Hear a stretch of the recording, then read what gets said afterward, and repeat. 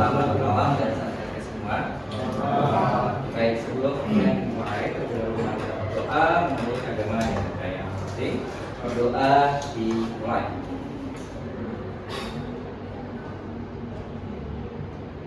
Doa. Baik.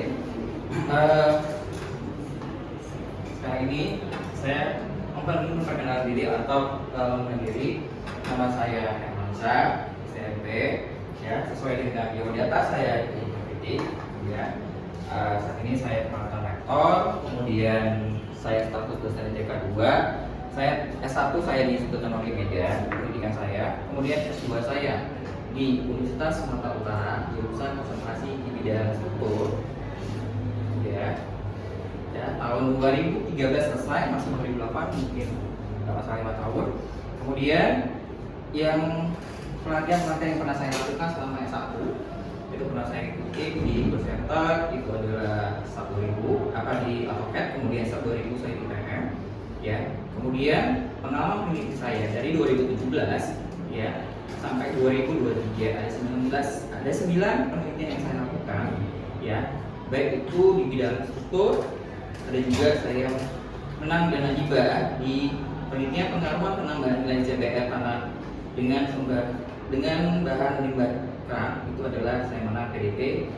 Itu adalah penelitian dosen ini pengalaman saya dan seminar-seminar banyak yang saya ikuti, ada 12 lebih yang saya ikuti. Kemudian, nah, pengalaman saya mengajar, saya mulai ngajar tahun 2007, itu masih status S1, tadi masih bisa. 2008 saya S2, lanjut 2009 saya berhenti, kemudian selesai 2013 saya mulai start di Institut Teknologi Medan. Pertama kali 2007-2009 itu di Universitas Trikarya, itu di Jalan Pondok Kelapa, ya, tapi sekarang tutup. Kemudian tahun 2013 saya start sampai tahun 2019 atau 2020 di ITM. Jadi kalau total daripada PTDT saya sudah hampir 15 tahun untuk mengajar. Tapi aktifnya 2007, 2009 itu, terus 2010, 11, 12, 0, 13 saya sebelum start. Nah, mata kuliah yang selama ini yang saya lakukan itu ada, karena saya bidang struktur, mekanika karya salah satu, kemudian saya juga perencanaan struktur beton, baja, kemudian itu waktu di Universitas Trikarya, sedangkan di UI saya mengajar matematika teknik, kemudian di ITM saya banyak ada statistik, teknologi bahan konstruksi, analisa struktur 1, terus analisa struktur lanjut, kemudian analisa struktur 3. Kemudian 2016 sampai 2019 saya mengajar di Universitas Sasa, itu 3 tahun saya mengajar teknologi bahan, analisa struktur 2, dan yang terakhir saya pindah kompres 2020 itu saya di Universitas Medan Raya, saya mengajarkan mekanika bahan, mekanika raya 1, termasuk geometrik jalan raya ini. Oke, nah untuk perencanaan geometrik yang pertama kita harus tahu prinsip lingkup dan geometrik jalannya. Sudah, gimana prinsipnya dan lingkup dalam perencanaan geometriknya? Sudah, kita harus tahu kondisi jalannya seperti apa yang akan kita bangun, ya, daerah mana yang akan kita bangun, ya, itu. Terus prinsip-prinsipnya itu gimana lingkup perencanaan itu tadi, contohnya misalnya areanya, daerahnya, ya kan. Kemudian kita juga harus tahu tentang penampakan jalan. Penampakan jalan ini akan dibagi-bagi stepnya. Yang pertama, bisa bagian langsung berguna untuk lalu lintasnya. Kemudian konstruksi jalannya seperti misalnya perkerasan fleksibel aspal atau perkerasan rigid, ya. Kemudian bagian pelengkap jalan, median, bangku jalan, itu selain pelengkap jalannya, itu yang nanti akan dibangunkan. Kemudian daerah manfaat jalan atau singkatan DAMAJA, terus daerah milik jalan atau DAMIJA, dan daerah pengawasan jalan atau DAWASJA, ya. Ini juga harus bagian dari penampang lintangnya.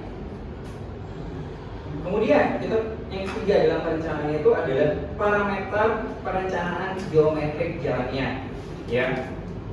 Kita harus tahu kendaraan rencana itu artinya berapa kendaraan yang paling terbesar bebannya yang akan melintas jalan tersebut yang akan kita bangun, ya. Paling besarnya apa? Misalnya truk 7 ton. Nah, tapi truk 7 ton itu pasti itu lewat dari sering keluar masuk di kawasan industri. Dia yang kita harus ketahui kecepatannya. Nah, kecepatan itu dipengaruhi dari jenis kelas jalan tersebut, baik kelas 2A, 2B, 2C, itu ada kecepatannya. Ya, kecepatan rencana itu ada. Misalnya kecepatan kelas 2A kondisi datar itu ada di plat nomina marga. Itu kalian tengok berapa kecepatannya. Kemudian volume lalu lintas. Volume lalu lintas itu sangat penting. Kenapa? Karena ingin tahu berapa jumlah kendaraan yang lewat di jalan tersebut. Ya, baik itu mobil penumpang atau mobil pribadi, baik itu sepeda motor, baik itu truk 2 as, truk 3 as, 7 as, dan lain-lainnya. Jadi kita harus tahu volume lalu lintasnya. Kemudian tingkat pelayanan jalannya juga kita harus mengetahui. Kemudian jarak pandang. Nah, jarak pandang itu maksimal berapa untuk jenis kelasnya? Perencanaan geometrik, ya. Yang pertama, perencanaan geometrik jalan itu adalah bagian dari perencanaan jalan yang dititik beratnya pada perencanaan bentuk fisik, sehingga kita dapat memenuhi fungsi dari jalan itu sebagai dasar jalan untuk memberikan pelayanan optimum terhadap lalu lintas. Jadi pelayanan lalu lintas itu harus diberi pelayanan yang optimum supaya lalu lintas berjalan dengan lancar. Tujuan perencanaan geometrik itu jalan adalah itu menghasilkan infrastruktur, ya, infrastruktur yang aman. Tujuannya supaya apa? Supaya kendaraan dan yang lalu lalang itu tadi berjalan dengan lancar, tidak ada menimbul kemacetan. Dan ukuran kendaraan, contoh yang tadi truk 2 as, 3 as, ukuran yang berapa? Yang 7 ton itu adalah yang kontainer itu kan panjang. Nah, karakteristik lalu lintasnya dan sifat atau karakter pengemudi dalam mengemudi kendaraan.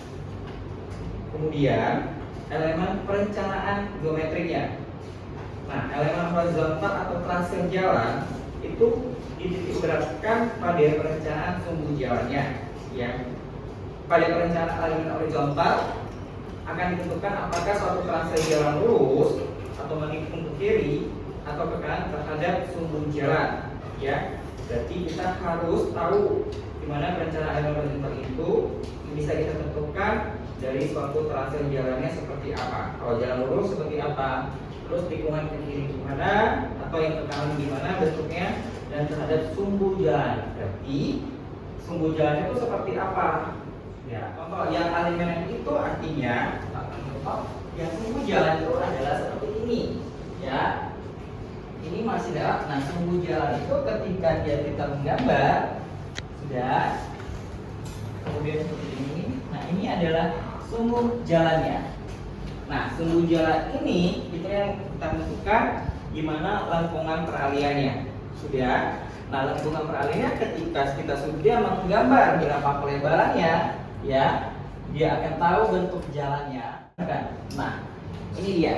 Lengkungan inilah nanti. Nah, lengkungan itu nanti dapat waktu perhitungan di super elevasi di tikungan. Itu adalah termasuk long section. Long section itu dari kontur, ya, dari kontur itu bisa kita tahu gimana bentuk long sectionnya. Oke, kita kasih contoh. Ini adalah gambar super elevasi dari hitungan yang kita dapat. Jadi data itu dapat ketika penggambarnya itu harus tahu dapat data yang kita cari. Ini adalah elevasi muka tanah asli vertikal. Sedangkan yang ini adalah stasiun yang sudah kita bagi-bagi waktu di kontur dengan jarak, dengan tikungan dia 15 meter, ya, atau bisa juga kita buat 20 meter. Dan garis lurus atau jalan lurus kita buat 50 meter, sudah. Nah, jadi dari situ kita akan mendapatkan berapa cross section yang harus kita buat. Di sini cross section dia mencapai hampir 26. 26 ditambah 6 berarti ada 32 cross section dia yang akan dibuat untuk penampak bentang. Ini contohnya. Nah, yang garis ini adalah elevasi muka tanah asli. Dan elevasi muka tanah asli ini didapat dari kontur yang kita buat tersebut. Jadi kontur itu sudah kita buat layoutnya sudah. Dari kontur ini kan udah ada semua kan. Nah sini kan di beda-beda, ada yang seperti di kontur. Nah di sini ada 240 dari 20. Nah kondisi di sini antara 240 242 misalnya, itu berapa elevasinya? Sudah. Contohnya berarti dengan bentuk kita hitung interpolasi, berarti panjang ini dibagi panjang ini baru ditambah dengan ini 200. Yang paling terdekat misalnya 242, berarti 242. Berarti itulah stasiun ini misalnya A elevasinya sekitar 242, sekian. Gitu juga di sini ada satu, di sini ada TS, misal satu ini TS. TS berapa? Pasti ini 24, 2, pasti ini misalnya ada misalnya 24. Berarti antara ini berapa? Itulah untuk STA 1 elevasinya berapa. Nah, dari STA semua ini dapat 200 sekian. Ini akan digambar itulah bentuknya seperti itu. Nih. Ini dia semua. Ini elevasi muka tanah A. Ini stasiun 1. Ini STA 2. Ini TS 1. Ini 3. Ya, ini 4, 5 dan seterusnya. Nah, ini bentuknya. Ini elevasi muka tanah asli. Jadi tidak beraturan. Nah, kita membuat gambar jalannya. Membuat gambar jalannya itu harus sebanding galian dan volume galian dan timbunan. Ya, kita bagi, dia harus sama. Yang horizontal, ya, itu adalah kode untuk timbunan. Berarti ini jalannya ini, caranya yang kita buat, kita menggambar posisi jalan ini jalannya, garis kuning ada jalan, ini adalah jalannya. Jadi kita menggambar harus tahu pembandingan antara galian dan timbunan. Kalau kita ngambil seperti ini berarti kondisi panjang. Jadi kita harus ngambil, yang penting diambil jangan lebih tinggi elevasi muka tanah aslinya. Ya. Berarti ambil 240. Paling di sini paling tingginya itu di sini di 249, hampir mendekati 250. Sudah, itu harus dihindar. Berarti kita gambar jalannya. Nah, jalannya ini pas sesuai di tikungan ini STA berapa di sini? Di sini dia ada 7. Jadi nanti waktu nanti ada tugas STA berapa situ? Itulah titik jalannya dari A sampai stasiun ini 7.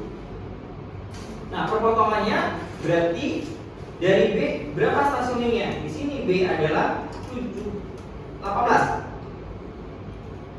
Nah, 18 berarti tinggal kita ikuti perbandingannya. Nah, dari gambar tersebut di atas kita bisa membandingkan, itu akan sama membandingkan galian dan timbunan. Di situ kita nampak, sudah timbunan juga galian itu lebih besar di atas, ya. Timbunan juga di bawah besar 2 dan 3. Itu akan dapat. Nah, yang long section ini sudah kita gambar, itu larinya ke cross section, ya. Ini akan kita gambar. Nah, menggambarnya yang ini adalah lebar perkerasan. Itu lebar perkerasan itu adalah 3 meter, 3,5 meter tergantung jenis kelasnya. Sudah. Kemudian yang 3 meter adalah lebar bahu jalan. Sudah. Ternyata di sini tidak menggunakan rasa karena dia ini merupakan adalah timbunan, bukan galian. Kalau galian dia akan ada drainase. Contohnya ini. Sudah. Jadi ini contoh untuk galian. Ini muka tanah asli. Dan penggambaran ini itu dari long sectionnya. Elevasi rencananya itu juga dari long section yang sudah kita gambar tadi. Pak, silakan. Kan saya dapat tugasnya itu di 2B untuk lokasi medannya datar, Pak. Kemudian fungsi jalannya sebagai jalan tol arteri. Jadi Arteri. Arteri, Pak. Artinya kan kalau misalkan di sini dia kalau datar berarti kita harus hindarin yang elevasi muka tanah aslinya yang harus di bawah 250 itu dijaga ya, Pak? Ya.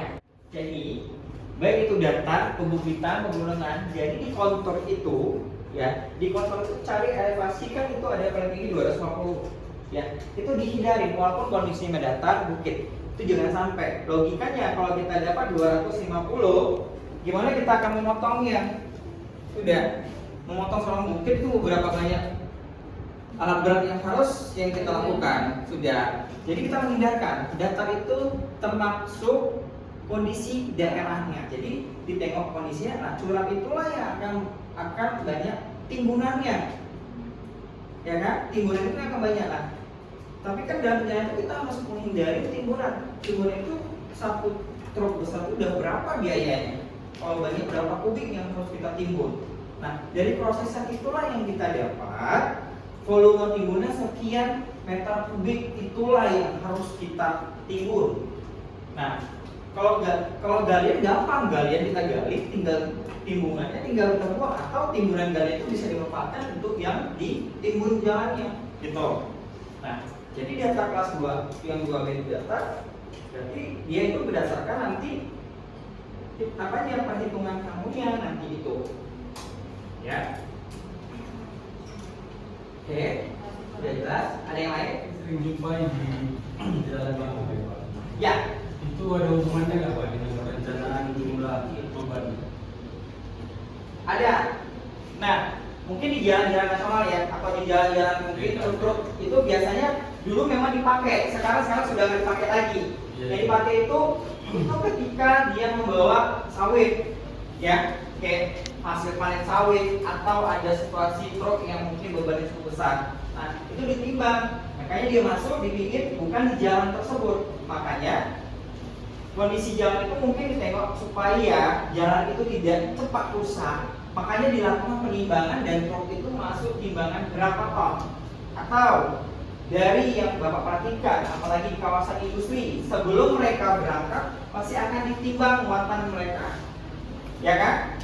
Contoh misalnya mobilnya dulu, sudah mobilnya masuk truknya, terus berapa ton nanti yang kapasitas di situ, nanti akan ditimbang balik, gitu. Supaya satu menghindari, ya, ketika nanti sang supir dengan kondisi tanjak atau dia mau keluar kota dengan tanjak, supaya tidak akan mundur saat nanti naik karena keberatan bebannya. Nah, jadi timbangan itu perlu ketika dia nanti ingin keluar dan berjalan, itu berapa ton yang harus dia bawa dengan kapasitas truknya tersebut. Gitu. Kan banyak, tapi sekarang ini kalau dulu di daerah Tanjung Rawa ya itu ada, sekarang kan udah tutup, nggak ada lagi ya. Terus daerah Tebing juga ada, udah tutup, ya kan? Nggak berjalan lagi, ya kan? Jarang kita jumpain lagi sekarang. Dulunya ada. Jalan. Salah satu contoh penjalan dengan jenis kelas 2C. Sudah 2C. Dia data-datanya itu dari peraturan bina marga. Ya. Itu kondisi jalan dia itu kondisi jalan datar.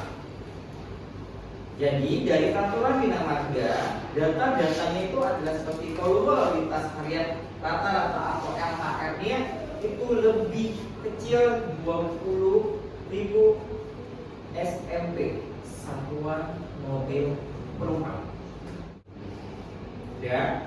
Kemudian kecepatan rata-ratanya itu ada 60 km per jam.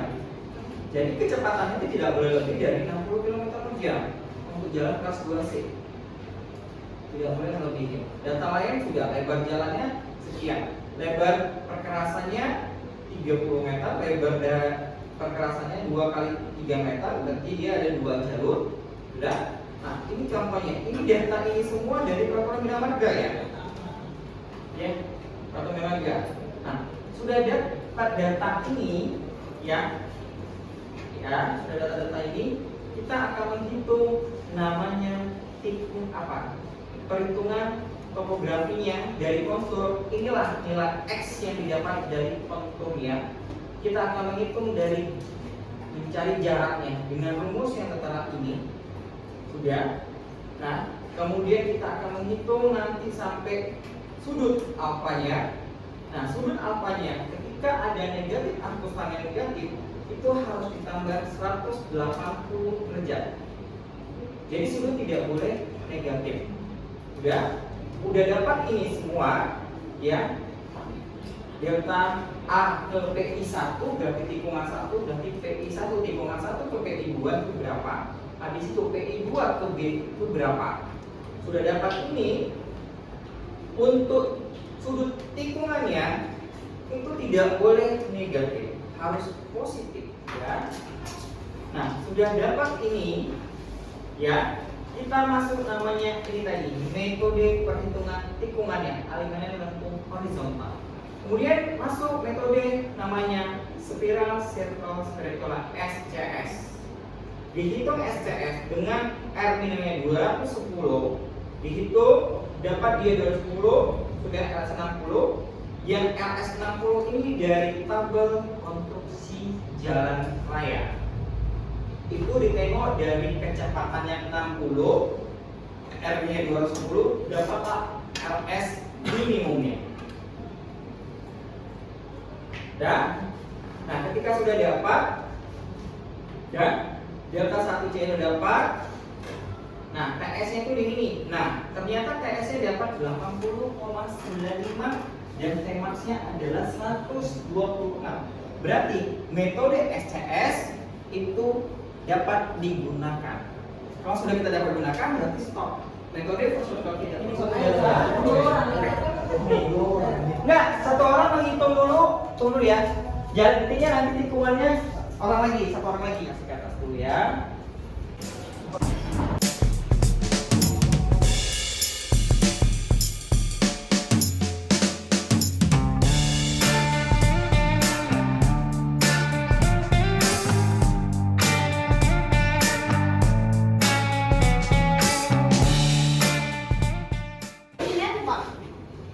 Sudutnya mana? Kan udah sampai jarak, berarti itu sudut. Nih, rumus sudutnya masuk. Ini dia. Nanti apa Pak? Oke, itu mah yang sudut. Next.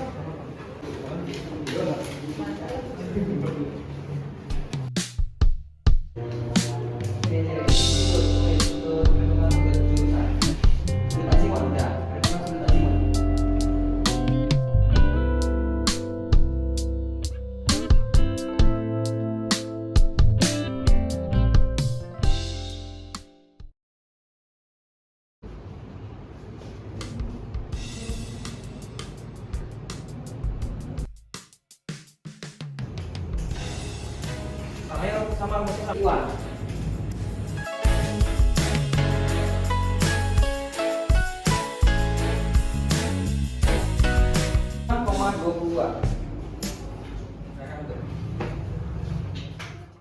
Baik, hari ini cukup sekian. Baik, sebelum perkuliahan berakhir, mari kita terlebih dahulu berdoa menurut agama dan kepercayaan masing-masing. Berdoa dimulai.